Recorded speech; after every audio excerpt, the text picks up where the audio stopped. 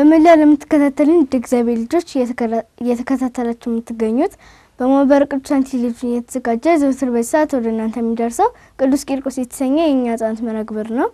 ዝግጅቶቻችን አሁን እንደቀጠልናቸው አሁን ደግሞ ሁላችንም በጉጉት ወደምንጠብቀው የመጨረሻ ዝግጅት ላይ ደርሰናል።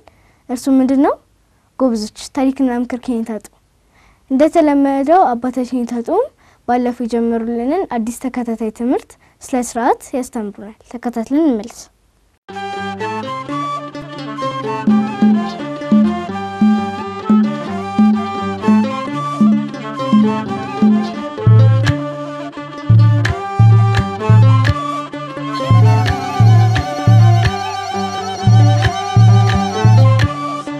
እሺ እስቲ እናማትባለን። በስመ አብ ወወልድ ወመንፈስ ቅዱስ አሐዱ አምላክ አሜን።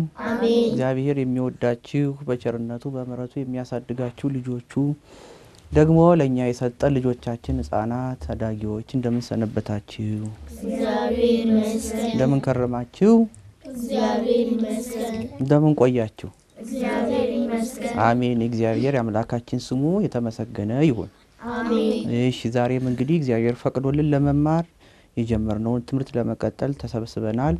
እግዚአብሔርን እያመሰገንነው ልቦናችንን እንዲከፍትልን እየጠየቅን ትምህርታችንን እንቀጥላለን። እሺ ከዛ በፊት ግን ምንማረው እኛ ብቻ ሳንሆን ቤታቸውም ያሉ ልጆቻችን አይደል? እናንተም ወንድሞቻችሁ ወላጆች አሉና እነሱ አብረውን እንዲቆዩ እንደምን ሰነበታችሁ ወላችሁ ወደዚያ ዙሩ። እንደምን ሰነበታችሁ? እግዚአብሔር ይመስገን ይላሉ ብለን ተስፋ እናደርጋለን። በጣም ጥሩ። እሺ ባለፈው እንግዲህ ቀደም ብለን ያሰርቱ ትእዛዛትን ትምህርታችንን ጨረስን አይደል? በመጠኑ በአቅማችን ትምህርት መቼም ማለቂያ የለውም፣ ምስጢሩ ብዙ ነው። ግን እንደው እግዚአብሔር የፈቀደልንን ተነጋገር። አሁን ደግሞ ያለፉት 2 ሳምንታት ደግሞ ቀደም ብለን የጀመርነው ምንድነው እየተማርን ያለነው? ስለ ስርዓት። ስለ ስርዓት በተለይም ስለ ስርዓተ ቤተክርስቲያን ስለ ክርስቲያኖች ስርዓት ነው የምንማረው። ስለዚህ ብዙ ባለፈው እንደምናደርገው ሰፊ ትምህርት ነው። ግን ይሄ ደግሞ እንግዲህ በሚዲያ የሚቀርብም ጭምር ስለሆነ እናንተ ጥያቄ እንድታመጡ ጥያቄዎቹን መሰረት አድርገን እንድንማማር ነው የተነጋገርነው። በዚያ መሰረት ተዘጋጅታችኋል? ለዛሬው አመጣችኋል ጥያቄ? በጣም ጥሩ። አሁን እንግዲህ ቀደም ብዬ ቤት ያሉት ልጆች ባያውቁም እናንተ አውቃችኋል። ስለ ጸሎት ነው ዛሬ አይደል? ስርዓተ ምንድነው? ጸሎት። እንግዲህ ስለ ጸሎት ከዚህ በፊት በተከታታይ በዚሁ ሚዲያም በሌላም መንገድ ተመራችኋል። እኔም ራሴ በክፍል 2 ክፍል ስለ ጸሎት አስተምሬያለሁ በሰፊው። ግን አሁን ስርዓት ውስጥ አንዱ ዋነኛው በኋላም እየደጋገም ሌሎች ስርዓቶች ስናነሳ የምናገኘውም ስላለ ጸሎትን ማንሳት በጣም አስፈላጊ ነው። ስለዚህ ለማስታወስ የሚሆናችሁን አጠር ያለ እናንተ ጥያቄ ስትጠይቁ እኔም ብዙ ሳላብራራ በትንሹ ስለ ጸሎት ደግሞ ዛሬ እንማራለን ማለት ነው። እሺ እናንተም ቤት ያሉትም ከዚህ ሰፋ ያለውን ከፈለጋችሁ ቀደም ያለውን ሄዶ መመልከት ያስፈልጋል ማለት ነው። በጣም ጥሩ። እሺ እስቲ የመጀመሪያ ጥያቄያችሁ ምንድነው? ስለ ጸሎት ስርዓት ነው አይደል? ጸሎት ራሱን የቻለ ምን አለው? ስርዓት አለው የተሰራለት። በዚህ ጊዜ በዚህ ሰዓት በዚህ መልኩ እንዲተደርጎ እንደዚህ ሆናችሁ የሚል ስርዓት አለው። እሱ መተግበር ስለሚያስፈልግ ነው። ጠይቁ። ጸሎት ማለት ምን ማለት ነው? እሺ እንግዲህ ጥሩ መጀመሪያ ራሱ ጸሎት ማለት ምን ማለት ነው ነው ሐሳቡ። ስለዚህ ባጭሩ ጸሎት ማለት ምን ማለት ነው ስትባሉ ከእግዚአብሔር ጋር መነጋገር ነው። እስቲ በሉ ከእግዚአብሔር ጋር መነጋገር። በጣም ጥሩ። ሰው ከእግዚአብሔር ጋር የሚያደርገው ንግግር ወይም ወደ እግዚአብሔር የሚያቀርበው ልመና ምስጋና ምን ተብሎ ይጠራል? ጸሎት ይባላል ማለት ነው። ስለዚህ የፈጠረን አምላካችን እግዚአብሔርን ስላደረገልን ነገር ሁሉ ለማመስገን ደግሞ እንዲደረግልን የምንፈልገውን ነገር ስለመጸለይ ስለመለመን ደግሞ ቆመን በስርዓት ሆነን የምናደርገው ነገር ምን ይባላል? ጸሎት ይባላል። ገብቷችኋል? ከእግዚአብሔር ጋር ምንድነው አልኳችሁ? ጸሎት ማለት መነጋገር። ትፈልጋላችሁ ከእግዚአብሔር ጋር መነጋገር? ስለዚህ በቃ ምን ማድረግ አለባችሁ ማለት ነው?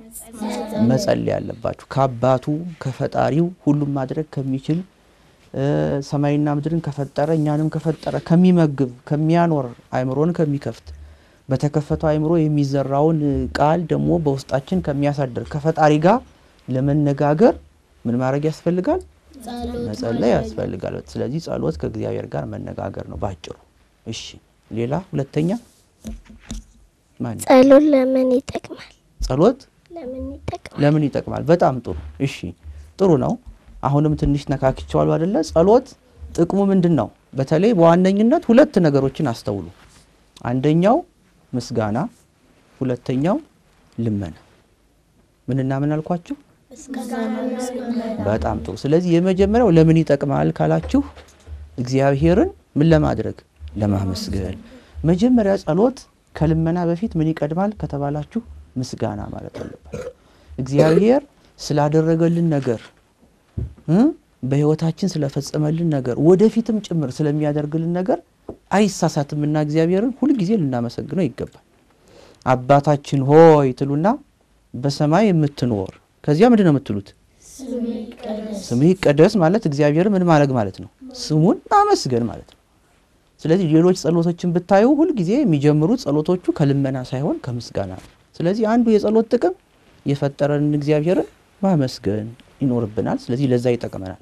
ሁለተኛው ደግሞ ለመለመን ሰው በህይወቱ በዚህ ምድር ሲኖር ወደፊት በተለይ ደግሞ ከሞት በኋላ ስለሚያገኘው ህይወት ያሳስበዋል አይደል? ሁላችሁም ያሳስባችኋል። ጥያቄ አላችሁ አይደል? ጥያቄያችን ሁሉ ለኛ እንዲጠቅም አድርጎ የሚፈጽምልን ደግሞ ማን ነው?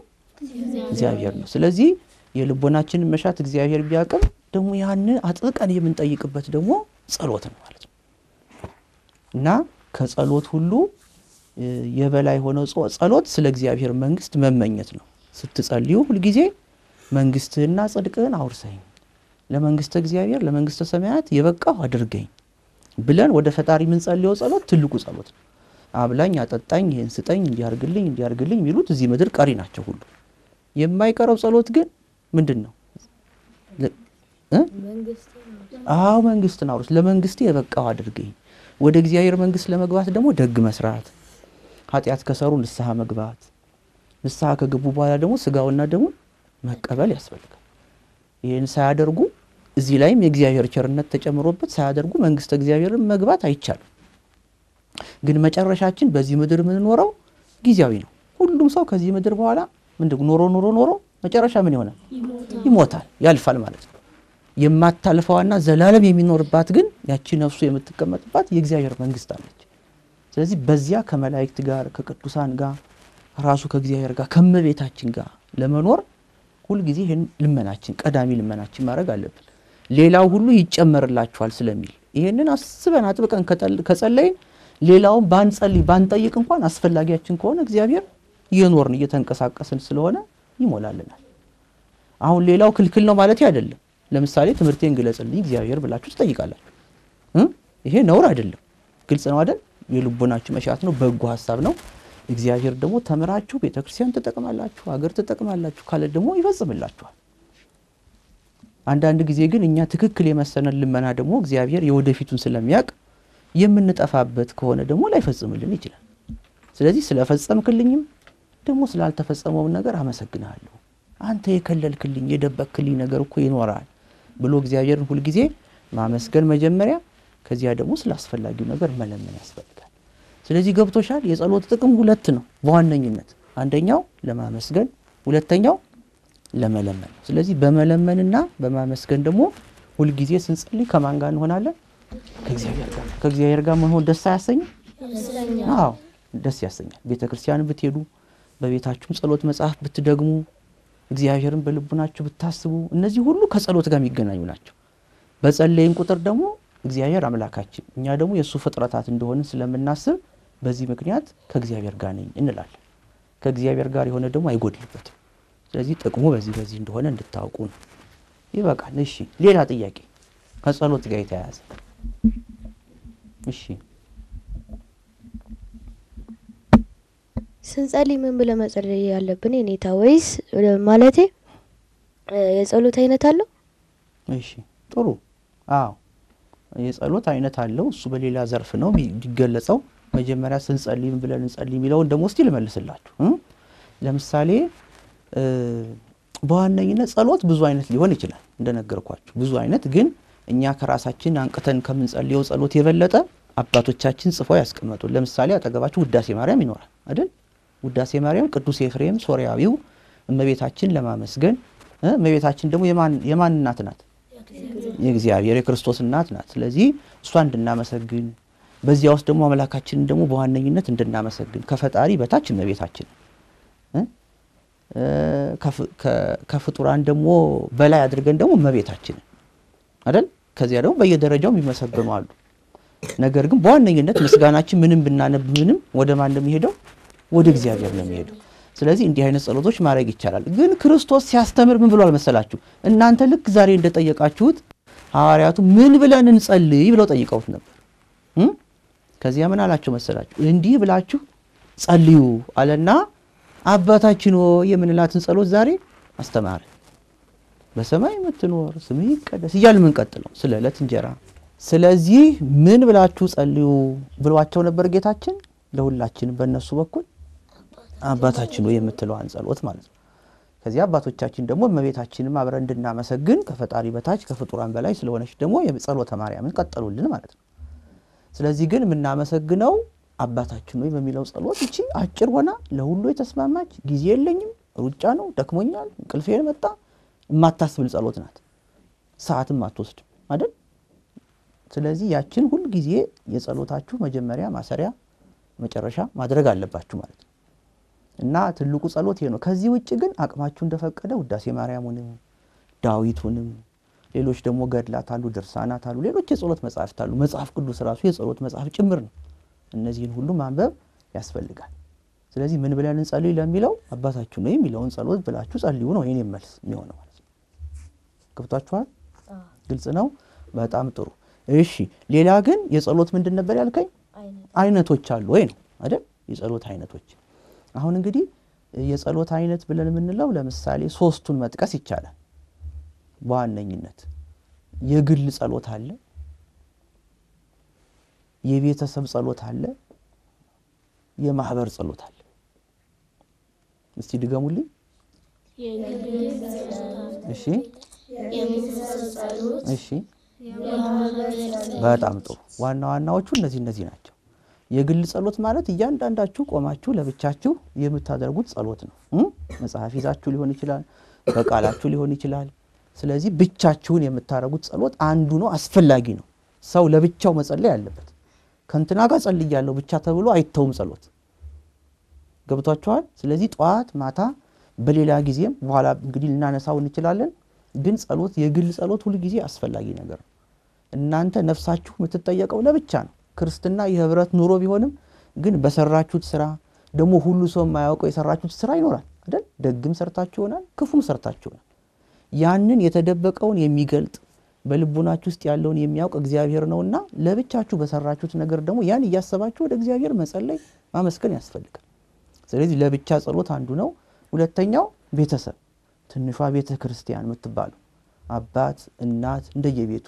አባት እናት ደግሞ ባይኖሩበት ጉዳይ ይኖራል አባት እናት ወንድም እህቶች አያቶች ሊኖሩ ይችላሉ ቤት ውስጥ ስራ የሚሰሩ ይኖራሉ እነዚህ ሁሉ በአንድ ጣሪያ ስር እስካሉ ድረስ ቤተሰብ ይባላሉ ስለዚህ ቤተሰብ ደግሞ ቢያንስ በቀን አንድ ጊዜ በጋራ ቆሞ መጸለይ አለበት ቤተሰቡ እንዲባረክ አንዱ ለአንዱ መጸለይ እንዲለምድ ልክ ቤተክርስቲያን የሚደረገውን ስርዓት በትንሹ ቤት ውስጥም ስንሆን ቤተክርስቲያን ስትሄዱ ካህኑ ጸሎቱን ቄሱ ጸሎቱን መርቶ እንደሚያከናውነው ቤት ውስጥ ያለውን ጸሎት አባት ይመራል አባት ባይኖር ከቤተክርስቲያን ለምሳሌ ካህን አለ አንዱ ካህን ባይሆን ሌላ ካህን ይተካል ቤት ውስጥ ካህን እንኳን ባይሆንም ግን አባት ከሌለ ደግሞ ጸሎት የሚመራው ሌላ ወንድ ሰው ደግሞ ካለ ይተካል ከዛ ቤተክርስቲያን ውስጥ የሚረዳ ዲያቆን እንዳለው ቤት ውስጥ ደግሞ የሚረዳ ዲያቆን ይኖራል ዲያቆን ማለት ድቁና ባይቀበልም ታናሽ አለ ማለት ነው ታናሽ የሚሰራው አለ ታላቅ የሚሰራው አለ ስለዚህ አሁን ለምሳሌ እናንተ ልጆች ናችሁ አባት እናት ባለበት ቤት ውስጥ ከሆናችሁ አባት ለጸሎት ሲያደርጉ እናንተ የጸሎት መጽሐፍ ማዘጋጀት ነጠላውን ማስተካከል አይደል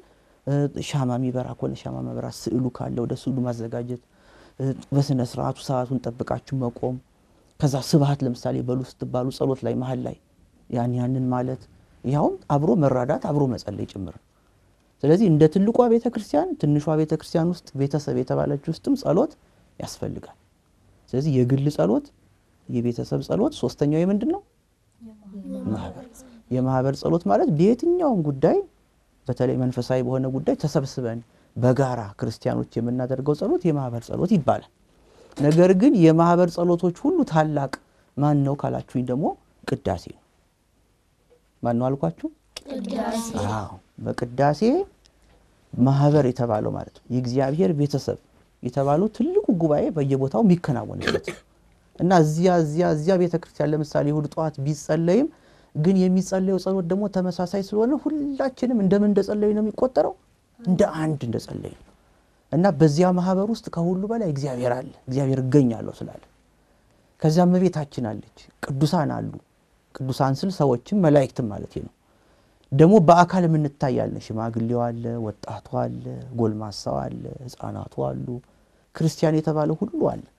ስለዚህ እንደዚህ ተሰብስቦ ደግሞ በአንድነት እግዚአብሔርን የሚያመሰግንበት ደግሞ ትልቁ ጸሎት የማህበር ጸሎት ይባላል።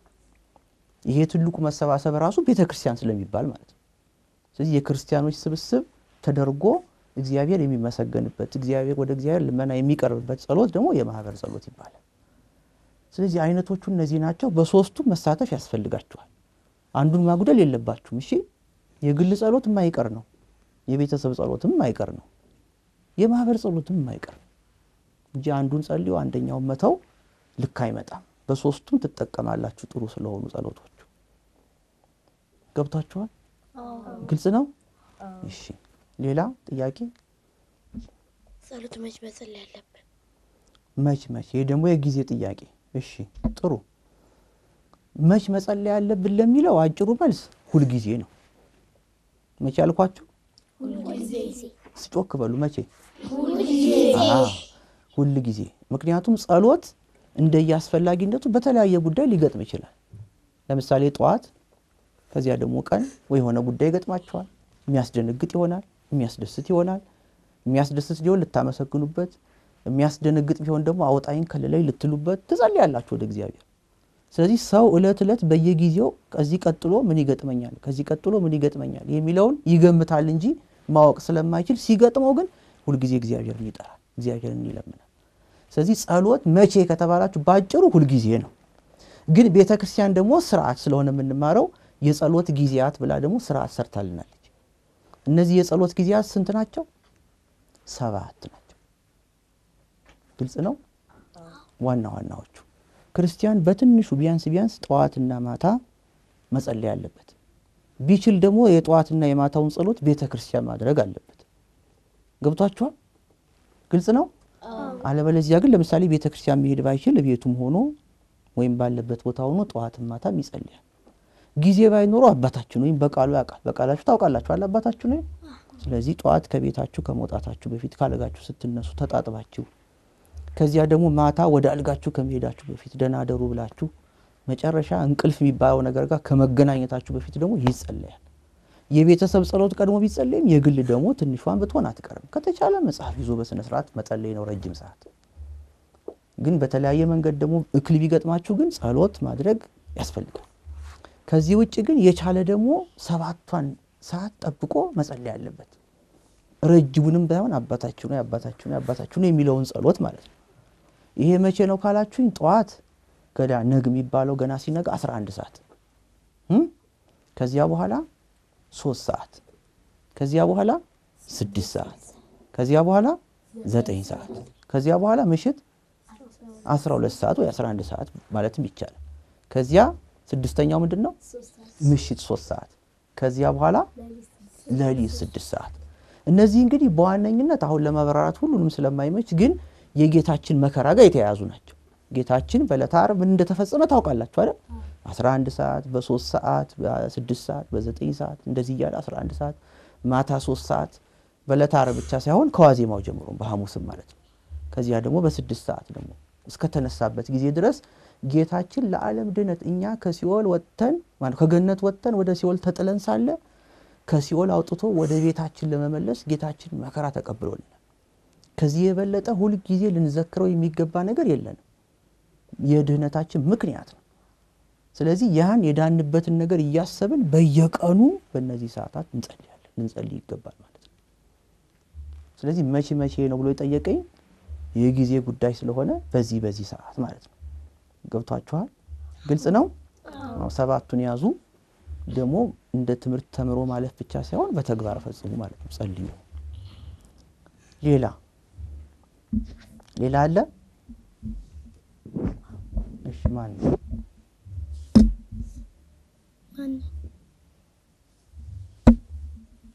የት መጸለይ ያለብን እሺ የት መጸለይ አለብን ይሄ ደግሞ ቦታ ጥያቄ ነው የተጠየቀው አይደል እሺ ጥሩ ለጸሎት ገደብ የለውም ዋነኛ የጸሎት ቦታችን ግን ማናት ያው እናንተ መጥቶ ታውቁታላችሁ ላጣራ ብላችሁ ነው እንጂ ዋና የጸሎት ቦታችን የት ናት ቤተክርስቲያን ናት ስለዚህ ቤተክርስቲያን ከቅዱሳን ጋር ህብረት አድርገን አንድነት አድርገን የምንጸልየው ጸሎት የተሻለ ነው በዚያ መገኘት አለብን በቤታችን የክርስቲያኖች ቤት ስለሆነ እኛም ክርስቲያኖች ነን ቤታችን እንላታለን ከዚያ ውጪ ግን በቤታችሁ መጸለይ ይቻላል በትምህርት ቤታችሁ መጸለይ ይቻላል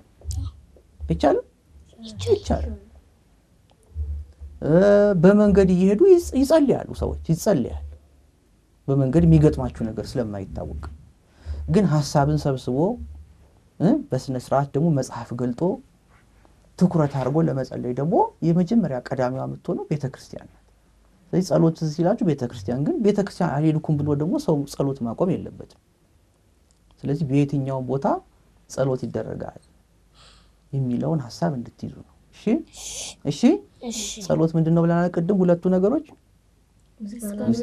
ምስጋናና ልመና ላይ ተኮረው ስለዚህ የትም ቦታ እግዚአብሔር ማመስገን ያስፈልጋል ደግሞ ልመና እንደየፍላጎታችን ይለያያል ፍላጎት ባይኖርንም ደግሞ የሰው ልጅ ሁሉ አንድ መሰረታዊ ፍላጎት እንዳለው ቅድም ነግሬያችኋለሁ መንግስቱና ጽድቁ ነው የእግዚአብሔር መንግስት ጽድቅህን አውርሰይ ማለት ያስፈልጋል ማለት ነው ስለዚህ ሁሉ ጊዜ ነገር ግን ደግሞ ቤተክርስቲያን ቢሆን ይመረጣል ሁሉ ቦታ ወይ ቤተክርስቲያን ቢሆን ይመረጣል ጥሩ እሺ ሌላ አለ እሺ እስካሁን ያሉን ገብቶናል ባንጸልይ ምን ችግር አለ ባንጸልይ ምን ችግር አለ ራሱ ምን ችግር አለው እኮ አይመስላችሁም በጣም ጥሩ እሺ እስካሁን የተማራችሁት በደንብ ከገባችሁ ባትጸልዩ ምን ችግር እንዳለው በደንብ ማወቅ ትችላላችሁ አይደል መጸለይ ማለት ምንድነው ብለን የጀመርነው ስንጀምር ከማን ጋር መነጋገር ነው ከእግዚአብሔር ጋር ስለዚህ ሰው ከእግዚአብሔር ጋር ሳይነጋገር እንዴት ብሎ መኖር ይችላል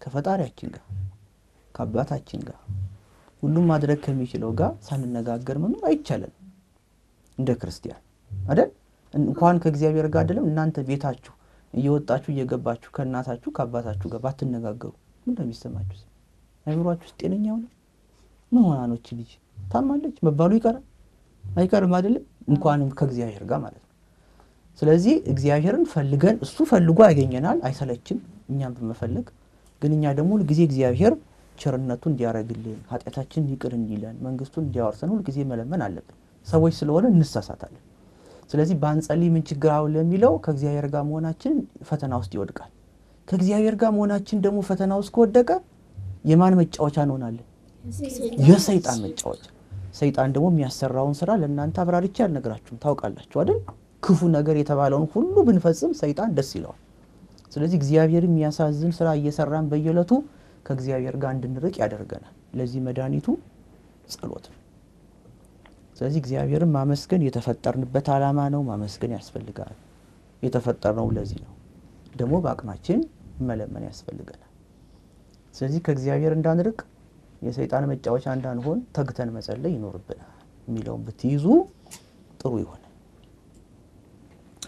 ይበቃናል የሰማነውን በልቦናችን ያሳድርብን አሜን ደግሞ ስለ ጸሎት ስርዓት እንደተማርን ደግሞ የቀሩትን ቤተክርስቲያን መታስተምረን ስርዓቶች ደግሞ እየተማርን ያን ፈጽመን ደግሞ እግዚአብሔር እንድናስደስት መልካም ፈቃዱ ይሁንልን አሜን ጊዜ እንደምላችሁ ጽኑ በእምነታችሁ ጠንክሩ በትምህርታችሁ ታዘዙ ለእናት ለአባታችሁ ለተቀደሙት ደግሞ ተፋቀሩ እርስ በርሳችሁ ተስፋ አላት በእናንተ ቅድስት ቤተ ክርስቲያናችሁ ኦርቶዶክሳዊት ተዋህዶ ሃይማኖታችሁ ኢትዮጵያ ደግሞ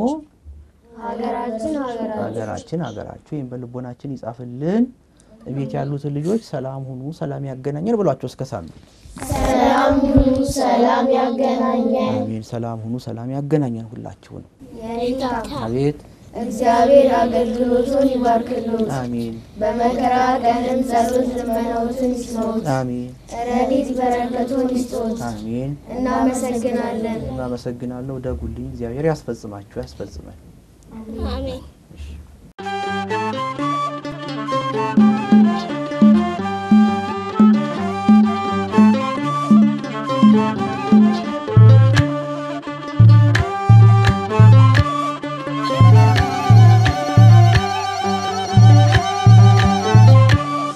እሺ ልጆች ከዝግጅቱ ተመልሰናል። ታሪኩን ለነገሩ ላስተማሩ ለአባታችን ተጡም እግዚአብሔር አምላክ ቃሉን ያሰማልን። የአገልግሎት ዘመናችን ይባርክልን። አሜን። በመላው ዓለም የምትገኙ ውድ እግዚአብሔር ልጆች የዛሬው መርሃ ግብራችን የተከታተላችሁትን ይመስል ነበረ። ከዝግጅቶቻችን የተለያዩ ትምህርትና ቁም ነገር እንዳገኛችሁ ተስፋ እናደርጋለን። እነዚህን ዝግጅቶች በማስተዋወቅ እስከ መርሃ ግብሩ ፍጻሜ ድረስ አብረናችሁ ቆየነው። እኔ አሜን ከብርሻና እኔ መክሊት አማሃ በጋራ በመሆን ነበር። በሌላ ጊዜ በሌላ መርሃ ግብር በሌሎች ዝግጅቶች እስከምንገናኝ ድረስ ሰላም እግዚአብሔር ከሁላችን ጋር ይሁን።